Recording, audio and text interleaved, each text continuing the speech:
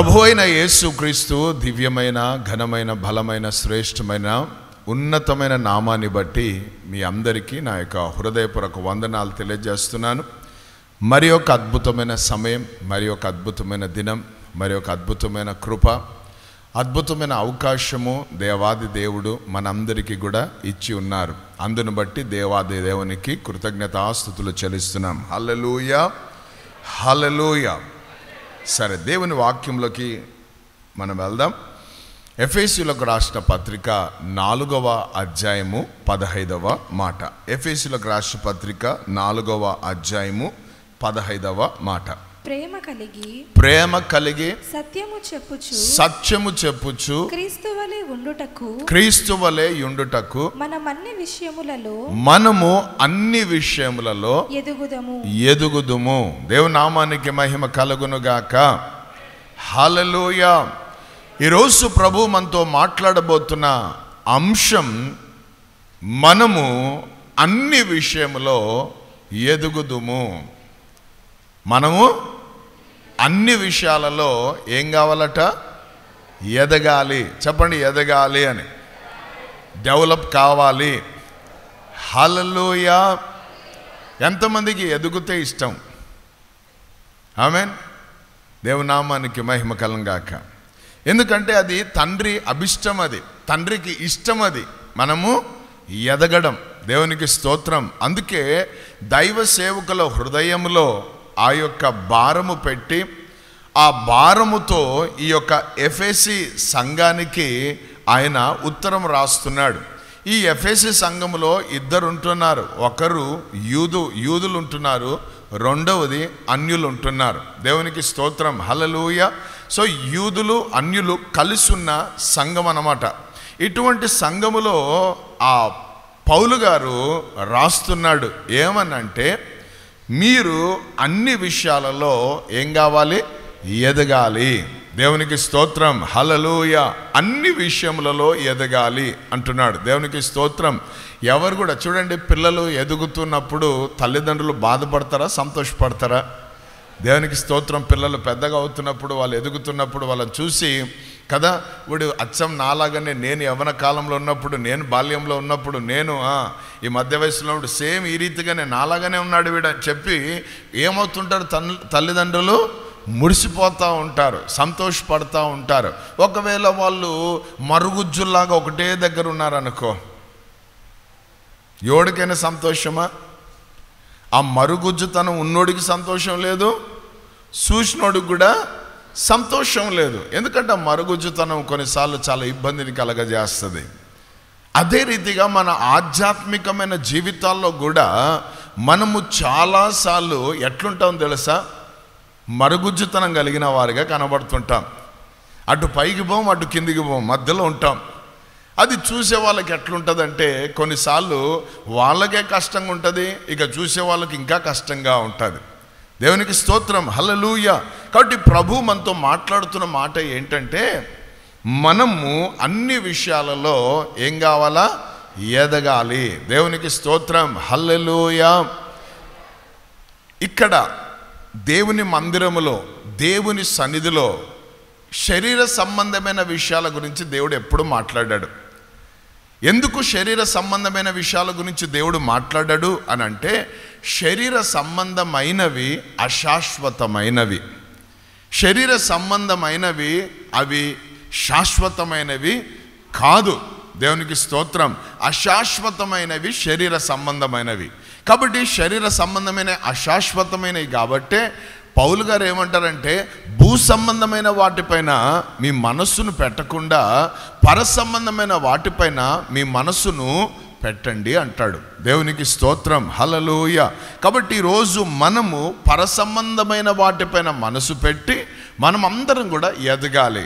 ఎవరు ఎదగాలి అంటే, ఎవరైతే మారు మనసు పొంది బాప్తిసము తీసుకొని ఆత్మచేత నింపబడి దేవునితో నడుస్తున్నారో, దేవునిలో జీవిస్తున్నారో, అటువంటి వారు ఏం కావాలంటున్నాడు? ఎదగాలంటున్నాడు. దేవునికి స్తోత్రం. హల్లెలూయా, హల్లెలూయా. ఈరోజు రక్షింపబడి రేపు పరలోకంలో మనం ఉండం. ఆమేన్.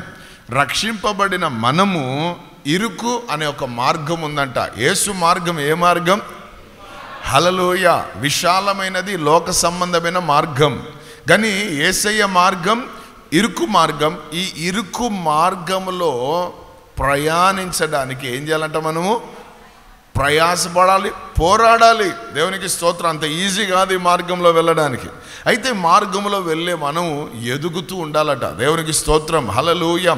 ఏ విషయంలో సంఘం ఎదగాలి, ఏ విషయంలో సంఘస్థులు ఎదగాలి అన్న విషయము పౌలు గారు ఎఫెసీ సంఘంతో చెప్తున్నది ఈరోజు మనతో కూడా చెప్తున్నారు. దేవునికి స్తోత్రం. సంఘం ఎదగడం అంటే జనాలు పెరగడం కాదు. హల్లెలూయా, దేవుని నామానికి మహిమ కలుగును గాక. దేవునికి స్తోత్రం. గిద్యోను ఒక చక్కటి యుద్ధం చేశాడు. దేవునికి స్తోత్రం. ఆ యుద్ధం చేసేటప్పుడు దేవుడు కొంతమందిని పెట్టుకో అని చెప్పాడు. అయితే అతడు ఎంతోమందికి ఆహ్వానం ఇచ్చాడు. అయితే చాలామంది వచ్చారు. ఒక దగ్గర అయితే 10,000 మంది వచ్చారు. ఎంతోమంది వచ్చారు? 10,000 మంది వచ్చారు. 10,000 మంది వస్తే దేవుడు అన్నాడు ఈ సంఖ్య చాలా ఎక్కువ అన్నాడు. ఆమేన్, దేవునికి స్తోత్రం. కాబట్టి 10,000తో ఎక్కడికి వచ్చింది తెలుసా? 300 మందికి వచ్చారు. దేవునికి స్తోత్రం. 300 దగ్గరికి వచ్చిన ఆ 10,000లో భయపడే వాళ్ళు, పిరికి వాళ్ళు కొంతమంది ఉన్నారు. ఎవరు అటువంటి స్థితిలో ఉన్నారో వాళ్ళని పంపించేయి అన్నాడు. చాలామంది వెళ్ళిపోయి లాస్ట్కి ఎంతమంది మిగిలారు? 300 మంది మిగిలారు. 300 మందిని మళ్ళా వాళ్ళకు పరీక్షలు. ఏంటి? కుక్క గతికినట్లు నీళ్ళు గతకాలట. దేవునికి స్తోత్రం, హల్లెలూయా. సో ఈ పరీక్షలో గెలిచిన వాళ్ళే యుద్ధంలోకి వెళ్తారని ఒక నియమం పెట్టి పంపించారు. దేవునికి స్తోత్రం, హల్లెలూయా. కాబట్టి ఇప్పుడు మిడతల్లాంటి మిద్యానీయులను ఎంతమంది జయించారు? 300 మంది. హల్లెలూయా. అంటే ఇప్పుడు సంఘం అంటే జనాలతో ఎదిగేది కాదు. సంఘములో ప్రభు ఏం కోరుకుంటున్నాడంటే క్లారిటీ కోరుకుంటున్నాడు, క్వాంటిటీ కాదు. ఆమేన్, దేవునికి స్తోత్రం, హల్లెలూయా. పిచ్చి పిచ్చి జనాలు వస్తున్నారు. పిచ్చి పిచ్చి జనాలు, ఆ పిచ్చి పిచ్చి జనాలు కాదు ఇక్కడ. ఆమేన్, శ్రేష్టమైన వారిని దేవుడు కోరుకుంటున్నాడు. ఎదిగేవారు ఆయనకు కావాలి. దేవునికి స్తోత్రం. అంజూరపు చెట్టులాగా ఊరికే ఆకులుంటే సరిపోదు. ఆ చెట్టుకు అందం ఏంటి? ఫలాలు. చెప్పండి అందరు కూడా. కొన్నిసార్లు ఆకులు సరిగ్గా ఉండకపోవచ్చు కానీ ఫలాలు కనబడుతుంటాయి. ఆమేన్, అది చాలా అద్భుతం. దేవునికి స్తోత్రం, హల్లెలూయా. కొన్ని చెట్లు మాత్రం ఊట్టిగా ఆకులు కనబడుతుంటాయి కానీ దాంట్లో ఏం కనబడవు. సో ఎదిగేవారు అందరు ఎవరంటే ఫలించేవారు. దేవునికి స్తోత్రం, హల్లెలూయా. వస్తిమయ్యా పోతిమయ్య కాదయ్యా సంఘంకి. ఆమేన్, దేవుని నమ్ముకున్నాను, మొదటి వారం వచ్చాను, బల్ల తీసుకున్నాను, మళ్ళా వచ్చే నెల మొదటి ఆదివారం కాదు ఇక్కడ. ఆమేన్, దేవునికి స్తోత్రం. నువ్వు ఎదగాలి అంటున్నాడు. దేవునికి స్తోత్రం. దేంట్లో ఎదగాలి ఈరోజు అది మనం తెలుసుకోవాలి. ఆమేన్, ఏ విషయంలో ఎదగమని ఎఫెసీ సంఘానికి ఆయన హెచ్చరిస్తున్నాడు అనంటే చూడండి, మొట్టమొదటిగా 4వ అధ్యాయము 17వ మాటను మనం చదువుకుందాం. ఎఫెసీయులకు రాసిన పత్రిక 4:17. కాబట్టి అన్యజనులు నడుచుకొనున్నట్లు మీరిక మీదట నడుచుకొనవలదని ప్రభువునందు సాక్ష్యం ఇచ్చుచున్నాను. ఆమేన్, దేవునికి స్తోత్రం. మొట్టమొదటిగా ఏ విషయంలో మనం ఎదగాలి అనంటే మన నడిచే నడకలో ఎదగాలట. అన్యజనులు నడుచుకున్నట్లుగా మీరు నడుచుకోద్దు అంటున్నాడు. ఏమంటున్నాడు? అద్భుతం ఏంటంటే ఆ సంఘంలో ఉన్నది అన్యజనులు. అయితే ఇప్పుడు ఈ అన్యజనులు ఏమయ్యారు? ప్రభునామమందు విశ్వాసం ఉంచి ధన్యజనులుగా మార్చబడ్డారు. ఆమేన్, ప్రభునందు విశ్వాసం ఉంచిన ప్రతి ఒక్కడు ధన్యజీవే. హల్లెలూయా, అన్యజీవి కాదు. అయితే ధన్యులమైన మనం, ఆశీర్వదించబడిన మనం, ఆమేన్, అదృష్టవంతులమైన మనం ఇక మీదట మళ్ళీ లోక మర్యాదలను అనుసరించొద్దు, లోకస్తులు నడుచుకున్నట్లు నడుచుకోద్దు, లోకస్తులు ఆలోచించినట్లు ఆలోచించొద్దు, లోకస్తులు ప్రవర్తించినట్లు ప్రవర్తించొద్దు. లోకములో ఉన్నవాళ్ళు ఎట్లయితే వారు వెళ్తున్నారో, ఏ రీతిగా అయితే నడుస్తున్నారో, ఏ రీతిగా అయితే జీవిస్తున్నారో అటువంటి జీవితము మనకు ఉండొద్దు అని మాట్లాడుతున్నాడు.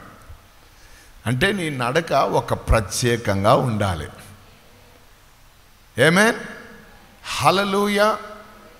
Your walking should be like a talking. Amen. నువ్వు నడిచే నడక ఎట్లుండాలంటే అనేకులు మాట్లాడేటట్టు ఉండాలి. అంటే ఏమని మాట్లాడాలి? క్రీస్తుని గురించి మాట్లాడాలి. వారు రా విశ్వాసులు అంటే, ఆమె రా దేవుని నమ్ముకుందంటే, ఆయన రా విశ్వాసి అంటే, అటువంటి నడక మనం నడవాలి అని చెప్తున్నాడు ఇక్కడ. అటువంటి నడిచే విధానములో మనం ఏం కావాలంటున్నాడు? ఎదగాలి అంటున్నాడు. దేవుని నామానికి మహిమ కలుగునుగాక. హల్లెలూయా. అన్యులు నడుచుకున్నట్లు మనం నడుచుకోవద్దు, అన్యులు చేస్తున్నట్లు మనం చెయ్యొద్దు, అన్యులు ప్రవర్తిస్తున్నట్లు మనం ప్రవర్తించొద్దు, అన్యులు ఆలోచించినట్లు మనం ఆలోచించొద్దు. మనము ఒక ప్రత్యేకంగా ఉండాలి. ఎందుకంటే మనం లోక సంబంధులము కాము. Praise the Lord. హల్లెలూయా. చెప్పండి, నా పౌరస్థితి పరలోకమందున్నది. హల్లెలూయా. చావుకు నువ్వు భయపడవలసిన అవసరం లేదు, మరణానికి భయపడాల్సిన అవసరం లేదు. ఎందుకు? యేసయ్య దగ్గరికి వెళ్ళిపోతావు. ఏమే నమ్ము చచ్చిపోతున్నాడు అని అంత టెన్షన్ పడవలసిన అవసరం? అది లోకస్తులకు టెన్షన్, వాళ్ళు ఆ విధంగా నడుచుకునేటోళ్ళు. మనం అట్లా నడవలసిన అవసరం లేదు. హల్లెలూయా. ఆమేన్. ఈరోజు నువ్వు చనిపోతావు అని చెప్పారనుకో, సంతోషంగా 2 చేతులు చాయ్కి ఎత్తి ఎంత గట్టికి చప్పట్లు కొట్టాలంటే అంత గట్టి కొట్టాలి. ఎదుటోడికి పిచ్చెక్కిపోవాలి. ఏరా బాబు అంటే, నా తండ్రి ఇంటికి వెళ్ళిపోతున్నాను, ఎంత శుభవార్త చెప్పినావు అని. అలా పురుగులు పడి సస్తావు అని ఎవరన్నిట్లా అన్ని నీళ్ళు వేసినా ఏం ఫీల్ కావాల్సిన అవసరం లేదు. పురుగులు ఎట్లా పడవు. ఆమేన్. హల్లెలూయా. దేవునికి స్తోత్రం. కట్టి అన్యులు నడుచుకున్నట్లు చెప్పాలి అందరు కూడా. Praise the lord.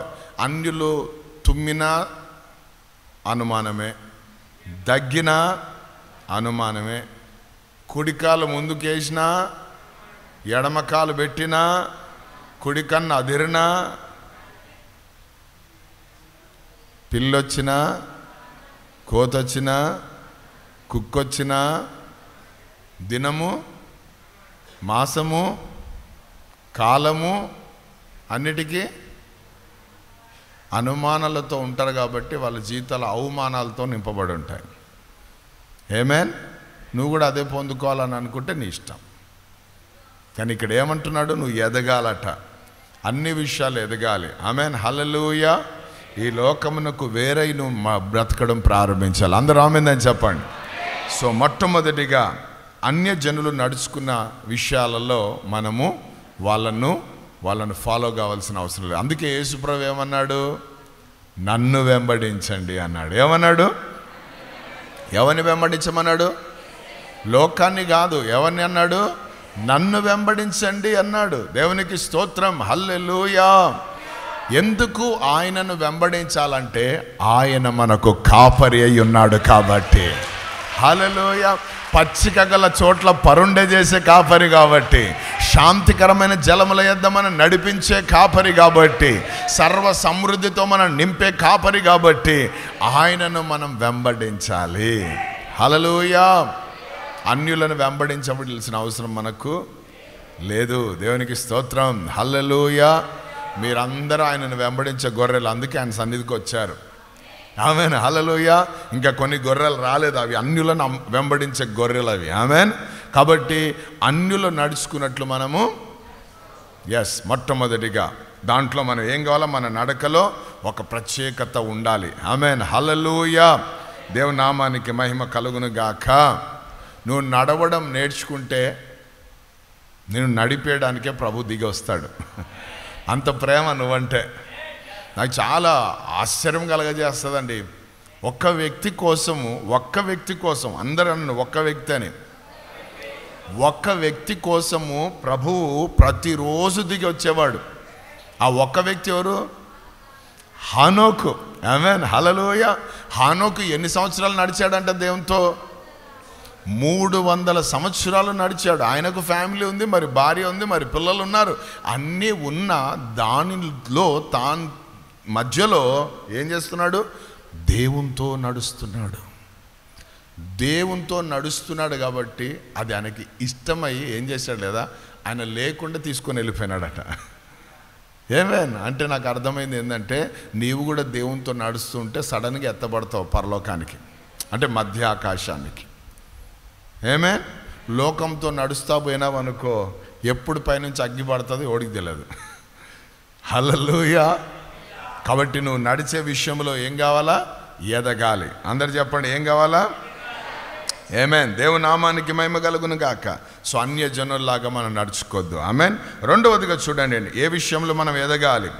4వ అధ్యాయం 22వ వచనం. కావున మునుపటి ప్రవర్తన విషయములోనైతే మోసకరమైన దురాశల వలన చెడిపోవు మీ ప్రాచీన స్వభావమును వదులుకొని మీ చిత్త వృత్తి యందు నూతన పరచబడిన వారై నీతియు యథార్థమైన భక్తియు గలవారై దేవుని పోలికగా సృష్టింపబడిన నవీన స్వభావమును ధరించుకొనవలెను. అందరూ ఆమేన్ అని చెప్పండి. హల్లెలూయా. స్వభావము అనండి అందరు కూడా. ఇంకొకసారి, ఈ స్వభావము ఎక్కడ ప్రారంభమవుతుంది?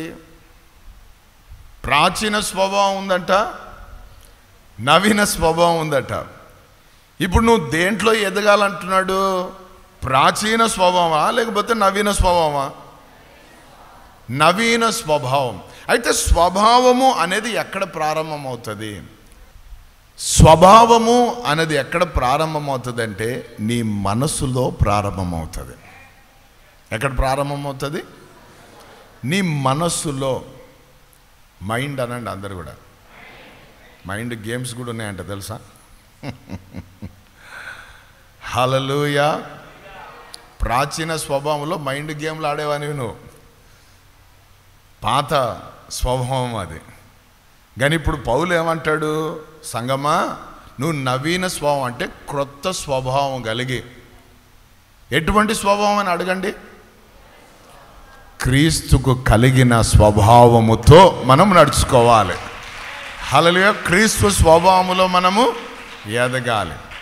ప్రాచీన స్వభావంలో నీ భార్య పైన ఎక్కడలేని అనుమానాలు నీకు ఉండేవి. నీ భర్త పైన ఎక్కడ లేని నోటి తెరారే ఆడలు అనుమానాలు ఉండేవి. హల్లెలూయా. కానీ ప్రభువును ఎరిగిన తర్వాత, ప్రభువును తెలుసుకున్న తర్వాత, ఆయన శరీరంలో ఆయన రక్తంలో పాలు పొందుతున్న తర్వాత నువ్వు ఎట్లా తయారైపోవాలి? నా భార్య అటువంటిది కాదు, నా భర్త అటువంటివాడు కాడు. ఎందుకంటే నేను ఆయనందు విశ్వాసం ఉంచాను. ఆ విశ్వాసము నన్ను నా ఇంటి వారిని రక్షించింది. హల్లెలూయా. అనుమానంలో నుంచి రక్షించింది. దేవునికి స్తోత్రం. కోపముల నుండి రక్షించింది. ఆమేన్. హల్లెలూయా. పాపముల నుండి రక్షించింది అని చెప్పి నవీన స్వభావం. ఆమేన్. దేవునికి స్తోత్రం. అన్నిటికంటే మనం భద్రంగా కాపాడుకోవాల్సింది ఏంటంటే మన మనసును. మనసులో ఏముంటాయి తెలుసా? 2 ఉంటాయి. ఒకటి తలంపులు ఉంటాయి, రెండవది ఊహలు ఉంటాయి. ఏముంటాయి? మనసులో తలంపులు ఉంటాయి, ఊహలు ఉంటాయి. కానీ చాలా జాగ్రత్తగా మనము కాపాడుకోవాలి. ఎందుకంటే ఈ తలంపు, ఈ ఊహ 2 కూడా మన శరీరం పైన, మన అవయవాల పైన, మన దేహము పైన, మన బ్రతుకు పైన, మన భక్తి పైన, అన్నిటిపైన ప్రభావం చూపిస్తుంది. ఒక పాపము జరిగే ముందు ఊహలు ప్రారంభమవుతాయి. అవునా? ఎవడు వాడంతా వాడు పోయి పాపం చేయడు, ఊహించుకుంటాడు. అందుకే సాతాను ఆ ఆదికాండ 3వ అధ్యాయంలో అవ్వకు ఊహలు చూపించాడు. వాడు ఆ పండు తింటే మీరు దేవదూతలలాగా, దేవదూతల కంటే అన్నాడు. వాస్తవం ఏంటంటే వారు దేవుని పోలికలో. ఏమే అసలు వాళ్ళు రెడీమేడ్ ఫిగర్లు. వాళ్ళు మనం తల్లి పాలు తాగి బ్రతికిన వాళ్ళం, వాళ్ళకు తల్లి పాలే లేవు. ఆమె డైరెక్ట్గా తండ్రికి కుమారుడు ఆదాము కదా, రెడీమేడ్ అన్నమాట. వాళ్ళు మహిమతో నింపబడి ఉన్నారు. మామూలు మహిమ కాదు, గొప్ప మహిమ వాళ్ళ మీద ఉన్నది. అందుకే వాళ్ళకి వస్త్రాలు సిగ్గు భయము ఏమీ లేవు. వాడు దిగంబరులుగా ఉన్నారని వాక్యం చెప్తా ఉంది. అంటే ఆ మహిమలో ఇవేమి కనబడటం లేదు. దేవునికి స్తోత్రం, హల్లెలూయా. చిన్నపిల్లలకు ఉంటుంది చూడు మనసు, అట్లుందనమాట ఆదాము అవ్వకి. కానీ ఈడు వచ్చి ఏం చేశాడు? ఊహలు. అందుకే పౌలు మనస్సు గురించి రాస్తూ ఏమంటాడంటే, మీరందరూ క్రీస్తుకు కలిగిన మనసును, ఇట్టి మనసును మీరు కలిగి ఉండండి అంటాడు. హల్లెలూయా. మోషేమో వ్యభిచారం చేస్తే రాళ్లతో కొట్టి చంపాలంటాడు. కానీ యేసుప్రభు ఏమంటాడు తెలుసా?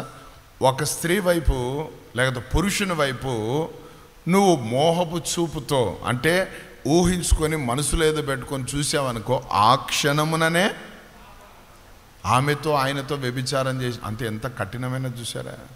అంటే నీ మైండ్ ఎప్పుడు ఎట్లుండాలా? ఫ్రెష్గా ఉండాలి, నవీన స్వభావం కలిగి ఉండాలి. అది టీ తాగితే రాదు, కాఫీ తాగితే రాదు, 3 ఔన్సులు వేస్తే రాదు. మనసు బాగాలేదన్నా, అందుకే 3 ఔన్సులు వేసుకొని వచ్చిన బోవు. ఆమెన్. మనసు బాగపోవడం కాదు నాయన, లివర్ దెబ్బతింటుంది. ఏమేన్. ఏ ఎర్ర నీళ్ళు లోపల పోయినా అదే ఎర్ర రక్తం బయటకు వస్తుంది. అది ఎర్రగా పోయి బయటికి ఏం చేస్తుంది? ఇంత ముద్దలు ముద్దలు, గడ్డలు గడ్డలు. ఏంటంటే నీ లివర్ రా బాబా అనాలా. హల్లెలూయా. సో ఇప్పుడు అంత డిస్టర్బెన్స్ ఎక్కడుంది? మనసులో. అందుకే ఏం ఊహించుకుంటూ ఉండాలి తెలుసా? నేను ప్రభు కుడి సింహాసనం కూర్చుంటే ఎట్లుంటుంది ఈ వాక్యం అని. ఈ వాక్యపు ఊహలు, ఆయన రాజ్యం గురించి ఊహలు, ఆ బంగారు, ఆ వీధులు, ఆ భవనం, ఇటువంటి ఊహించుకో. ఎంత అద్భుతం ఉంటుంది తెలుసా? నీ మనసు ఎప్పుడు కూడా ఫ్రెష్గా ఉంటుంది. ఆమేన్. హల్లెలూయా. నేను చాలా హట్ అయినా అన్న. ఎక్కడ హట్ అయినావు? మైండ్లో చాలా డిస్టర్బ్ అయింది అన్న మైండ్. నిజంగా నా మనసు బాలే, ఆ మాట అన్నప్పటి నుంచి బాలే. అవన్నీ పోవాలంట. హల్లెలూయా. నవీన స్వభావంతో నువ్వు ఏం కావాలంటున్నాడు? ఎదగాలి అంటున్నాడు. దేవునికి స్తోత్రం. హల్లెలూయా. చెప్పండి, చేయి పెట్టుకొని చెప్పండి, యేసయ్యా. ఇంకా కొంచెం గట్టిగా. నేను ఆలోచించే విధానాన్ని, నేను తలంచే విధానాన్ని, నేను ఊహించే విధానాన్ని మార్చండి నాయనా యేసు నామములో. చెప్పారా? Praise Lord. హల్లెలూయా. దేవుని నామానికి మహిమ కలుగును గాక. సో మూడవదిగా చూడండి, 4వ అధ్యాయం 25వ వచనం. మనము ఎఫెసీ 4:25. మనము ఒకరికి ఒకరము అవయవలమై ఉన్నాము గనుక మీరు అబద్ధం ఆడుట మాని ప్రతివాడు తన పొరుగు వానితో సత్యమే మాట్లాడవలెనని కోపపడండి గాని పాపము చేయకుడి. దేవునికి స్తోత్రం. హల్లెలూయా. మాటల విషయంలో మనము ఎదగాలట. ఏమైనా ఇవన్నీ సంఘానికి హెచ్చరికలతో కూడిన మాటలు పౌలు గారు చెప్తున్నారు. ఒకరికి ఒకరు ఏం చెప్పుకోద్దట? అబద్ధం అనండి అందరు కూడా. ఆమేన్. ఈరోజు లోకం ఏం నేర్పిస్తుంది? అబద్ధం చెప్పకుంటే బ్రతకలేమని చెప్తుంది. 100 అబద్ధాలు ఆడైనా ఒకని ఇంటోని చేయాలంట. ఆమెన్. ఆ 100 అబద్ధాలు కూడా 100 సంవత్సరాలు కొట్టుకుంటూనే ఉంటాడు. ఆమెన్. సో అదనమాట అబద్ధంలో ఉన్న ప్రభావం. హల్లెలూయా. సో ఒకరికొకరు ఏం చేద్దట? నిజంగా ఒక మాట చెప్పాలంటే మన నాలుకకు అలవాటు ఉంటుంది అబద్ధాలు కదా. యేసు ప్రభు వారు మత్తయి సువార్త 5, 6, 7 అధ్యాయాలు కొండ మీద ప్రసంగం. ఆ కొండ మీద చేసిన ప్రసంగంలో మాట గురించి కూడా ఆయన మాట్లాడుతూ వచ్చాడు. ఆమేన్. నీ విస్తారమైన మాటల్లో దోషముండక మానదు అని చెప్పాడు. నీ మాట అవునంటే అవును, కాదంటే కాదుగా ఉండాలి అంటాడు. హల్లెలూయా. ఒకవేళ దానికంటే ఎక్కువ వచ్చిందంటే అది ఎక్కడి నుంచి వచ్చిందంటాడు? అది దుష్టుని నుండి, అపవాది నుండి వచ్చింది అంటాడు.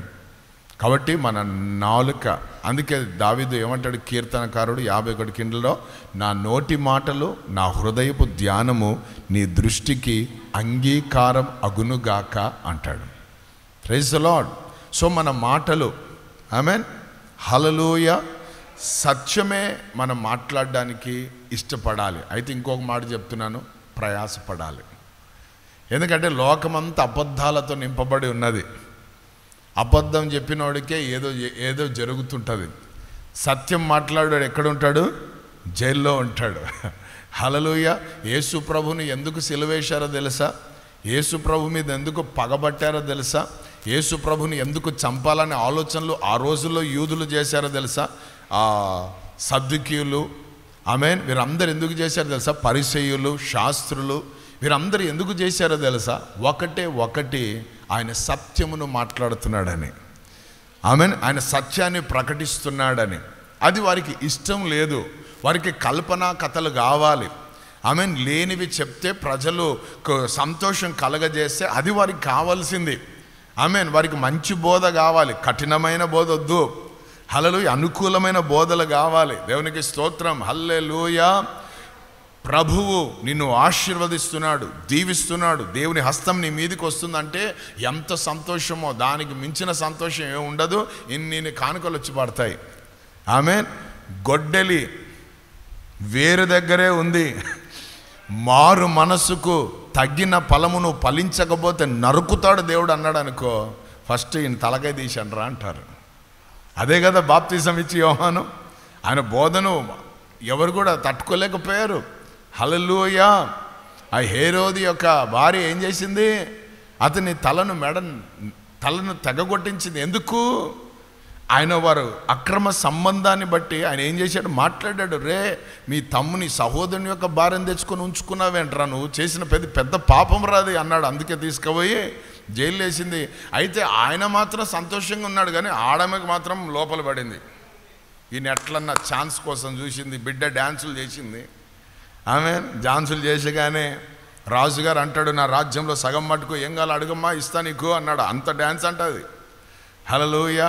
మంచిగా అడిగి ఒక ఆఫర్ వచ్చింది ఆమెకి, దాన్ని అడగొచ్చు కదా, రాజ్యము లేకపోతే నీ స్థానంలో ఒక ఏదో ఏమడిగింది?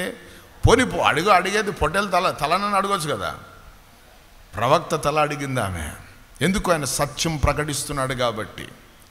ఏమేన్, యేసయ్య కూడా సత్యం ప్రకటిస్తున్నాడు కాబట్టి ఆయన మెడను నువ్వు కూడా సత్యం మాట్లాడితే నిన్ను కూడా తీసేస్తారు. ఏమేన్. అయితే అద్భుతం అంటే తీయని పరలోకంలో ఉంటావు. ఏమేన్. హల్లెలూయా. స్టెఫెను సత్యం కొరకు నిలబడితే రాళ్లతో రువ్వి ఆయన ఏం చేశారు? చంపారు. ఆమేన్. ఆ రాళ్ళు ఒక్కొక్కటి పడుతుంటే పరలోకము తెరవబడుట, మనుష్య కుమారుడు నిలబడుట, ఇవన్నీ దర్శనం కనబడతా ఉన్నాయి. ఆమేన్. హల్లెలూయా. ఆమేన్. కాబట్టి సంఘము ఏం కావాలంట? మాటల విషయంలో మనము ఎదగాలి. ఒకప్పుడు మాట్లాడితే అబద్ధాలు. ఈరోజు ఏం చేయాలంటే ఆ నోటిని కాల్చాలి. దేంతో? దేవుని వాక్యముతో. ఆమేన్. విస్తారంగా మాట్లాడొద్దని ప్రభు చెప్పాడు. అంతే కదా. విస్తారమైన మాటల్లో నీ నోరు తెరిస్తే యేసు ప్రభు గురించి మాట్లాడాలి. నీ నోరు తెరిస్తే ఇతరుల క్షమాభివృద్ధి కోసం మాట్లాడాలి. అంతే తప్ప. Praise the Lord. Hallelujah. Amen. దేవునికి స్తోత్రం. మనం మనుషులమయ్యా, సొసైటీలో ఉన్నాం, కొన్నిసార్లు ఆడాల్సి వస్తుంది, లేకపోతే ఇబ్బందులు పడతాయి. అంటే వద్దు. Praise the Lord. హల్లెలూయా. ఆకాశమందు నీవు తప్ప నాకెవరున్నారయ్యా, ఈ లోకములో నీవుగాక వేరే ఆశే లేదయ్యా. ఆకాశమందు నీవు తప్ప నాకెవరున్నారయ్యా, ఈ లోకములో నీవుగాక వేరే